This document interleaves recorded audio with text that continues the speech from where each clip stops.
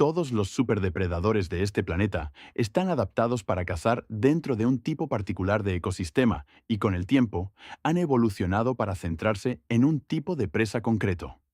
Algunos son depredadores generalistas, capaces de alternar entre diferentes animales dependiendo de la oportunidad y las condiciones, mientras que otros están mucho más especializados y se centran únicamente en un pequeño número de especies de presa. Sin embargo, aunque la mayoría de los grandes depredadores son físicamente capaces de matar a un ser humano con facilidad, la mayoría de ellos no ven realmente a los seres humanos como una fuente de alimento normal. La razón es sencilla y también profundamente inquietante. Los humanos no somos como la mayoría de los demás animales de este planeta. Nuestro comportamiento es extraño, impredecible y difícil de interpretar para los depredadores salvajes. Muchos animales parecen fascinados por nosotros, pero al mismo tiempo inseguros. Les cuesta decidir si somos peligrosos o inofensivos. Por ello, algunos depredadores optan por evitarnos, mientras que otros simplemente nos ignoran. Las orcas, por ejemplo, son famosas por no haber matado nunca a humanos en libertad. Por su parte, la mayoría de las especies de tiburones no atacan a los humanos porque nos cacen deliberadamente. En muchos casos, atacan por curiosidad o por una confusión de identidad, razón por la cual a menudo no continúan el ataque tras el primer mordisco. Por supuesto, hay depredadores que han matado a humanos. Los osos pardos a veces lo hacen, pero no siempre porque nos vean como presas. Una madre osa puede atacar si cree que sus cachorros están amenazados. Un oso hambriento puede atacar a una persona por pura desesperación. Y a lo largo de la historia, ha habido animales individuales que se hicieron famosos como devoradores de hombres. Pero el hecho de que esos casos se recuerden con tanta claridad, se nombren, se registren y se vuelvan a contar, demuestra lo raros que son en realidad. En este vídeo, sin embargo, el interés no se centra en los depredadores que atacan por accidente, por miedo o por desesperación. Se centra en algo mucho más específico y mucho más perturbador: animales que ven a los humanos directamente como alimento. Depredadores tan dominantes que no temen a ninguna otra criatura y que, en las condiciones adecuadas, están dispuestos a cazarnos como lo harían con cualquier otra presa. El primero de ellos nos lleva al norte, al Ártico. 1. Osos polares. El depredador que no teme a nada. El primer depredador de esta lista nos traslada al Ártico. El oso polar es el oso vivo más grande y también el mayor depredador terrestre de la Tierra. Está estrechamente emparentado con el oso pardo e incluso puede cruzarse con él, pero se distingue tanto por su tamaño como por su peligrosidad. El mayor oso polar jamás registrado fue abatido en Alaska en 1960 y pesaba algo más de 1 tonelada. Los osos polares viven principalmente en tierra y en el hielo marino, y dado que sus vidas dependen en gran medida de los ecosistemas marinos, se consideran mamíferos marinos.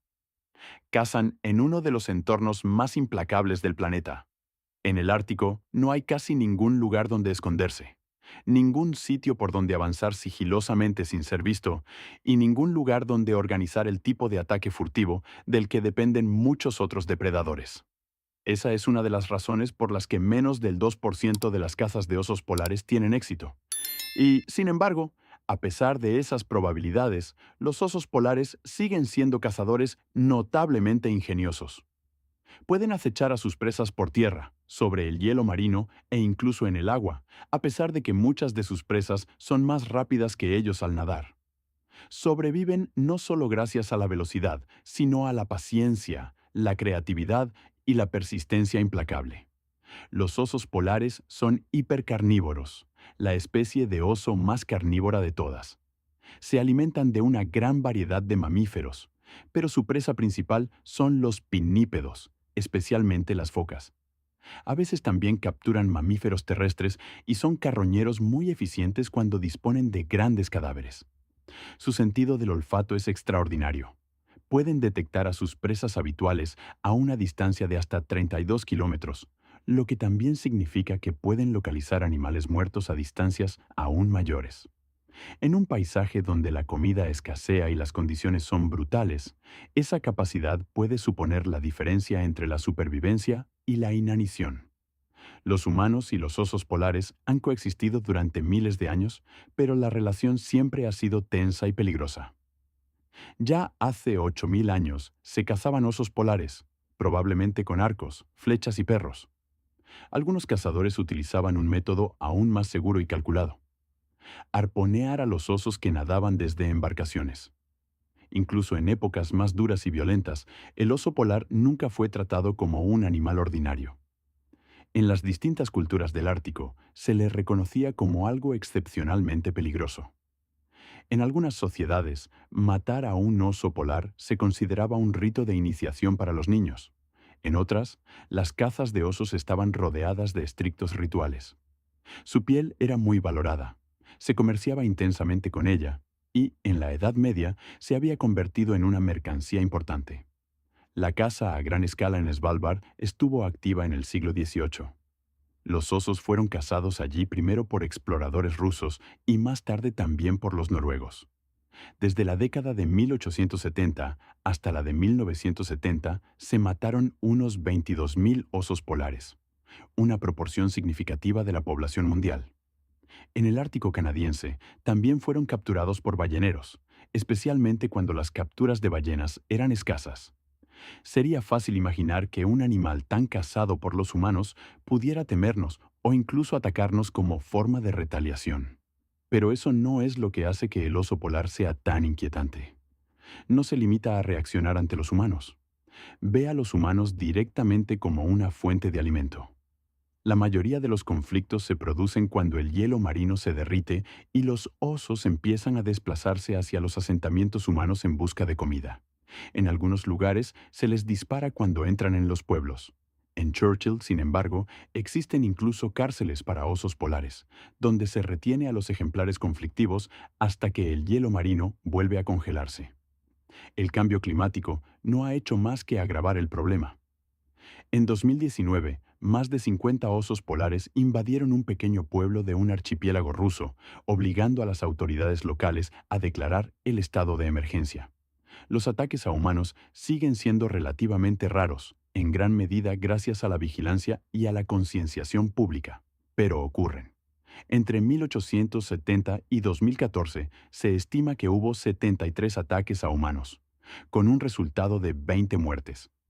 La mayoría de los ataques mortales fueron perpetrados por osos machos hambrientos, normalmente cerca de asentamientos humanos.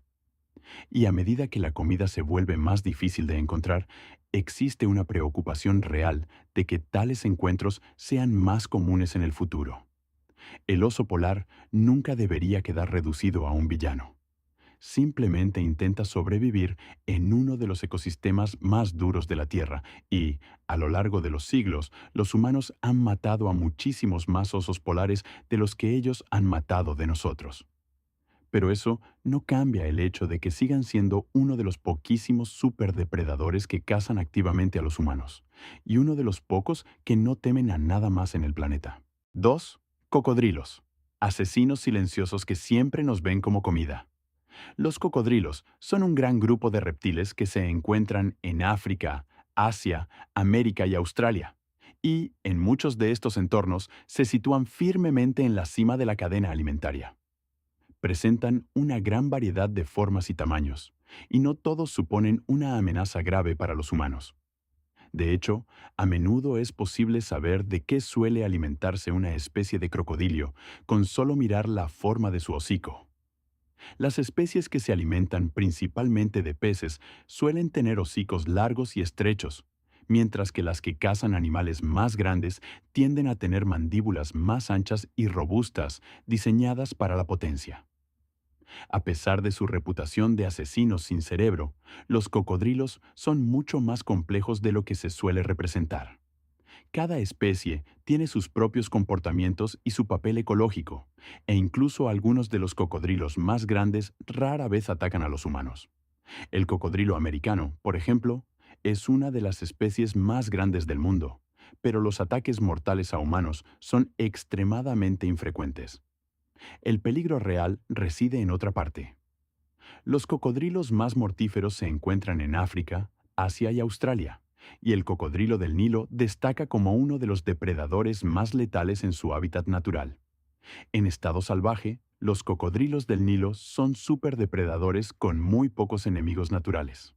Solo ocasionalmente mueren a manos de animales como hipopótamos, elefantes o incluso otros cocodrilos. Su estrategia de caza es brutalmente eficaz. Acechan cerca de la orilla del agua y atacan con una velocidad increíble cuando los grandes mamíferos acuden a beber. Los ejemplares más pequeños pueden alimentarse sobre todo de peces, pero los adultos plenamente desarrollados son capaces de abatir presas mucho mayores con facilidad. Lo que los hace especialmente peligrosos para los humanos no es solo su fuerza, sino su proximidad. En muchas partes de África, los cocodrilos del Nilo conviven con poblaciones humanas, y este solapamiento da lugar a encuentros frecuentes. Se calcula que son responsables de al menos 200 muertes humanas al año, muchas más que los leones. Y, sin embargo, muchos de estos incidentes no se denuncian, lo que sugiere que la cifra real podría ser incluso mayor. También hay individuos que se hacen famosos. Uno de los más conocidos es Gustav, un cocodrilo gigante que, según se dice, vivía a lo largo del río Rusizi y el lago Tanganika. Con el tiempo, adquirió una reputación casi mítica, con rumores que afirmaban que había matado entre 60 y 300 personas. Los informes sugerían que fue abatido en 2019, pero ninguna prueba sólida lo ha confirmado nunca, y algunos creen que todavía podría estar vivo. Si el cocodrilo del Nilo es uno de los más mortíferos, el cocodrilo de agua salada es el más grande. Puede habitar en entornos de agua dulce, salobre y marina, y en toda su área de distribución comerá casi cualquier cosa que encuentre.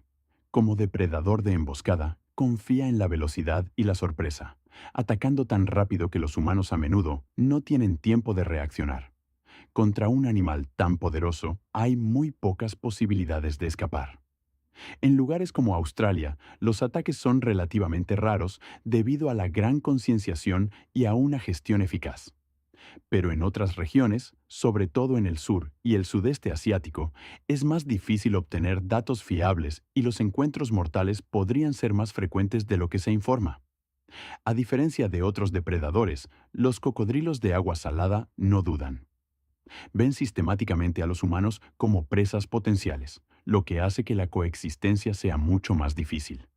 A lo largo de los años se han producido numerosos enfrentamientos entre humanos y cocodrilos, algunos de ellos rodeados de exageraciones o mitos.